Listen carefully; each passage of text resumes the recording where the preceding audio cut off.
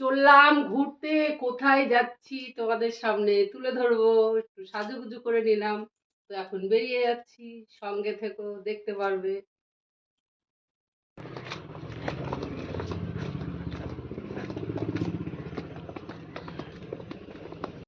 উঠে পড়লাম টোটোতে, চললাম। কোথায় বলো তো? ঘুরু ঘুরু করতে। সেটা কোথায় বলো তো? দিদি বাড়ি যাচ্ছি। অনেক দিন পরে, সময় হচ্ছে না যাবার। তো মন স্থির করলাম, বেরিয়ে গেলাম, চলে এলাম স্টেশন। এটা হচ্ছে রায়নগর স্টেশন, বুঝেছো? স্টেশনে চলে এলাম, গাড়ি আসার সময় হয়ে গেছে, একটু ওয়েট করছি। চলে এলো ট্রেন আমার। এবার টাটা দিয়ে রায়নগরকে টাটা দিয়ে উঠে পড়বো।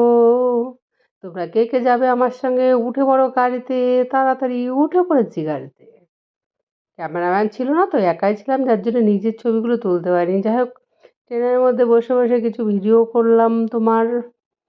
তারপরে এই যে রাস্তাঘাট একটু নিয়ে নিলাম, সবার সামনে তুলে ধরলাম।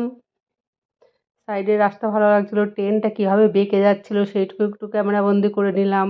ভালোই লাগছিলো ট্রেনটা, বেশ একদম সেই কেন্নগুলো যেভাবে চলে রাস্তায় আর কি, ঘর বাড়ি দিয়ে, সেরকম ট্রেনটাও ওইভাবে বেঁকে বেঁকে যাচ্ছিলো, খুব ভালো লাগছিলো। যাই হোক, চলে এলাম বনগাঁ স্টেশন। এটা বনগাঁ স্টেশন, এখন নেমে যাব।